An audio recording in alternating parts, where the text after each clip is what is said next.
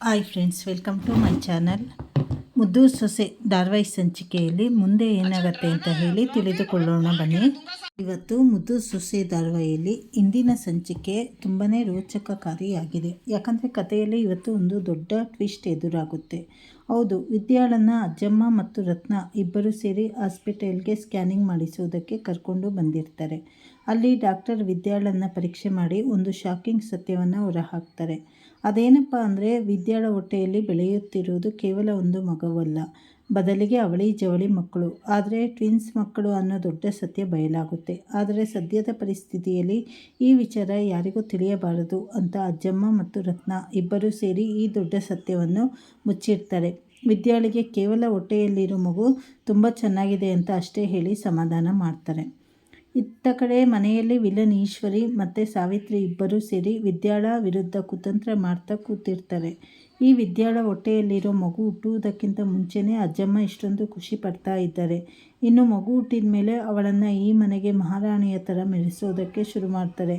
ಇವತ್ತು ಭದ್ರ ಈ ಮಗು ನಂದಲ್ಲ ಅಂತ ಹೇಳ್ತಾ ಇರಬಹುದು, ಆದರೆ ಮಗು ಹುಟ್ಟಿ ಅದು ತನ್ನದೇ ರಕ್ತ ಅಂತ ಗೊತ್ತಾದರೆ ಭದ್ರನನ್ನು ತಡೆಯೋಕ್ಕೆ ಯಾರಿಂದಲೂ ಸಾಧ್ಯವಿಲ್ಲ ಅಂತ ಈಶ್ವರಿ ಸಾವಿತ್ರಿಯ ಕಿವಿಯಲ್ಲಿ ವಿಷ ತುಂಬುತ್ತಾ ಇರ್ತಾಳೆ. ಇತ್ತ ಹಾಸ್ಪಿಟಲ್ನಿಂದ ವಿದ್ಯಾ ಮನೆಗೆ ಬರ್ತಾಳೆ. ಮಳೆಯ ಕಾರಣದಿಂದಾಗಿ ಮನೆ ಮುಂದೆಲ್ಲ ವಿಪರೀತ ಪಾಚಿ ಕಟ್ಟಿರುತ್ತೆ. ಇದನ್ನು ನೋಡಿದ ಭದ್ರ ಮನಸ್ಸಿನಲ್ಲಿ ವಿದ್ಯಾಳ ಮೇಲೆ ಇರೋ ಕಾಳಜಿಯಿಂದ ಅಪ್ಪಿತಪ್ಪಿ ಅವಳು ಈ ಪಾಚಿ ಮೇಲೆ ಕಾಲಿಟ್ಟು ಬಿದ್ದರೆ ದೊಡ್ಡ ಅನಾಹುತ ಆಗಿಬಿಡುತ್ತೆ ಅಂತ ಯೋಚನೆ ಮಾಡ್ತಾನೆ. ತಕ್ಷಣ ತಾನೇ ಒಂದು ಪೇಪರ್ ತಂದು ಅದರಲ್ಲಿ ದೊಡ್ಡದಾಗಿ ಪಾಚಿ ಇದೆ ಹುಷಾರು ಅಂತ ಬರೆದು ಗೇಟ್ ಮೇಲೆ ಅಂಟಿಸ್ತಾನೆ. ಆದರೆ ವಿದ್ಯೆ ಬೇರೆ ಯಾವುದೋ ಯೋಚನೆಯಲ್ಲಿ ಗೇಟ್ ಒಳಗಡೆ ಬರುವಾಗ ಸರಿಯಾಗಿ ಪಾಚಿ ಮೇಲೆಯೇ ಕಾಲಿಟ್ಟು ಜಾರಿ ಬೀಳೋಕ್ಕೆ ಹೋಗ್ತಾಳೆ. ಇನ್ನೇನು ವಿದ್ಯಾ ಕೆಳಗೆ ಬಿದ್ದು ಬಿಟ್ಟಳು ಅನ್ನುವಷ್ಟರಲ್ಲಿ ಭದ್ರ ಓಡಿ ಬಂದು ವಿದ್ಯಾಳನ್ನು ತನ್ನ ಕೈಗಳಿಂದ ಗಟ್ಟಿಯಾಗಿ ಹಿಡಿದುಕೊಂಡು ರಕ್ಷಿಸ್ತಾನೆ. ಆಗ ಭದ್ರ, ನಿನಗೆ ಓದೋಕ್ಕೆ ಬರಲ್ವಾ? ಕಣ್ಣಿಗೆ ಕಾಣೋ ಥರ ದೊಡ್ಡದಾಗಿ ಪೇಪರ್ನಲ್ಲಿ ಬರೆದು ಹಾಕಿದ್ದೀನಿ ಅಲ್ವಾ? ಬಸುರಿ ಹೆಂಗಸು, ಹುಷಾರಾಗಿ ಇರಬೇಡ್ವಾ? ಸ್ವಲ್ಪ ಎಡವಟ್ಟು ಆಗಿದ್ರೂ ಇವತ್ತು ಇಂತಹ ಅನಾಹುತ ಆಗ್ತಾ ಇತ್ತು ಗೊತ್ತಾ ಅಂತ ಕೋಪದಿಂದಲೇ ಬೈತಾನೆ. ಆಗ ವಿದ್ಯಾ ಪ್ರೀತಿಯಿಂದ, ನನಗೋಸ್ಕರನೇ ಇದನ್ನೆಲ್ಲ ಬರೆದಿದ್ದೀರಾ ಅಲ್ವಾ? ಹಾಗಾದರೆ ನನ್ನ ಮೇಲೆ ನಿಮಗನ್ನ ಪ್ರೀತಿ ಇದೆ ಅಲ್ವಾ ಅಂತ ಕೇಳಿದಾಗ ಭದ್ರ ತನ್ನ ಹಠ ಬಿಡದೆ, ನಿನ್ನ ಮೇಲೆ ಪ್ರೀತಿಯೂ ಇಲ್ಲ, ಕಾಳಜಿಯೂ ಇಲ್ಲ, ನೀನು ನನ್ನ ಪ್ರಾಣ ಉಳಿಸಿದ್ದಕ್ಕೆ ಉಪಕಾರವಾಗಿ ಇವತ್ತು ನಾನು ನಿನ್ನ ಪ್ರಾಣ ಉಳಿಸಿದ್ದೀನಿ ಅಷ್ಟೇ. ಇದು ಕೇವಲ ರೋಮ್ಯಾನ್ಸ್ ನಡೆಯುವ ಸಹಾಯ ಅಂತ ಹೇಳಿ ಅಲ್ಲಿಂದ ಕೋಪ ಮಾಡಿಕೊಂಡು ಹೊರಟು ಹೋಗ್ತಾನೆ. ಅಷ್ಟಕ್ಕೆ ಭದ್ರ ಸುಮ್ಮನಾಗಲಿಲ್ಲ. ವಿದ್ಯಾಳಿಗೆ ಪಾಠ ಕಲಿಸಬೇಕು ಅಂತ ಮನೆಯಲ್ಲಿ ಅವಳು ಬಳಸೋ ಮಿಕ್ಸಿ ಹತ್ತಿರ 50 ರೂಪಾಯಿ, ಫ್ರಿಡ್ಜ್ ಹತ್ತಿರ 20 ರೂಪಾಯಿ, ಕರೆಂಟ್ಗೆ 100 ರೂಪಾಯಿ ಅಂತ ಪ್ರತಿಯೊಂದಕ್ಕೂ ಬಿಲ್ ಬರೆದು ಹಾಕ್ತಾನೆ. ನೀನು ನನ್ನ ವಸ್ತುಗಳನ್ನು ಬಳಸಬೇಕಾದ್ರೆ ಕರೆಕ್ಟಾಗಿ ನನಗೆ ದುಡ್ಡು ಕೊಡಬೇಕು. ನಿನ್ನ ಸ್ವಾಭಿಮಾನ ಈಗ ಎಲ್ಲೋಯ್ತು ಅಂತ ವಿದ್ಯಾಳನ್ನು ಕೆಣಕ್ತಾನೆ. ಆದರೆ ನಮ್ಮ ಬುದ್ಧಿವಂತ ವಿದ್ಯಾ ಒಳಗೆ ನಗುತ್ತಾ ಭದ್ರನಿಗೆ ತಕ್ಕ ಪಾಠ ಕಲಿಸೋಕ್ಕೆ ರೆಡಿ ಆಗ್ತಾಳೆ. ಅವಳು ಭದ್ರನ ಬಟ್ಟೆಗಳನ್ನೆಲ್ಲ ನೀಟಾಗಿ ಒಗೆದು ಅಚ್ಚುಕಟ್ಟಾಗಿ ಐರನ್ ಮಾಡಿ ಇಡ್ತಾಳೆ.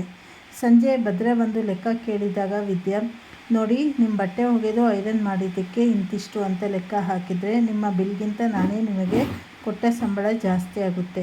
ಇನ್ನುಳಿದ ಚಿಲ್ಲರೆ ದುಡ್ಡನ್ನು ನಿಮ್ಮ ಖರ್ಚಿಗೆ ಇಟ್ಕೊಳ್ಳಿ ಅಂತ ಗತ್ತನ್ನು ತೋರಿಸ್ತಾಳೆ. ಇದನ್ನು ಕಂಡ ಭದ್ರ, ಇವಳು ತುಂಬ ಗೆಡ್ಡಿ, ಎಲ್ಲ ವಿಷಯದಲ್ಲೂ ಬುದ್ಧಿವಂತಿಕೆ ತೋರಿಸಿ ಗೆದ್ದು ಬಿಡ್ತಾಳೆ ಅಂತ ಕೊಳ್ತಾನೆ. ಕೊನೆಯಲ್ಲಿ ಅಜ್ಜಮ್ಮ ಮತ್ತು ಚಂಪಾ ವಿದ್ಯಾಳ ಬಳಿ ಬಂದು, ಬೆಳಗ್ಗೆಯಿಂದ ಸಂಜೆವರೆಗೆ ಹೀಗೆ ಕೆಲಸ ಮಾಡ್ತಾ ಇದ್ದರೆ ಹೊಟ್ಟೆಯಲ್ಲಿರೋ ಮಗುವಿನ ಆರೈಕೆ ಏನಾಗಬೇಕು?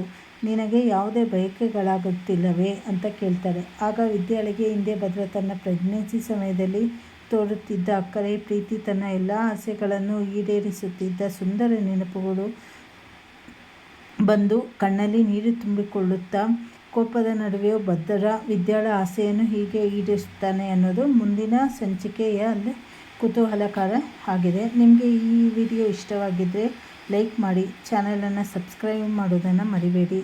Thank you. ಹಾಗೆ ನಿಮ್ಮ ಅನಿಸಿಕೆ ಅಭಿಪ್ರಾಯ ಏನಂತ ತಿಳಿಸಿ. ಧನ್ಯವಾದಗಳು. Thank you for watching.